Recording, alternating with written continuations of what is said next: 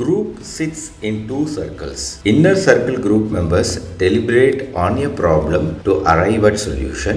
Outer group members record and observe the behavior and interaction. This is best described as option A, focus group discussion, option B, fishbowl, option C, social networking, option D, sociometry. So what is the correct answer? The described method where a group sits in two concentric circles with the inner circle discussing and the outer circle observing and recording is known as fishbowl technique. It is an effective way to facilitate group discussion because the outer circle can focus solely on observation without the distraction of participation. This allows for more objective feedback on group dynamics, interactions, and potential areas for improvement. So, the correct answer is fishbowl.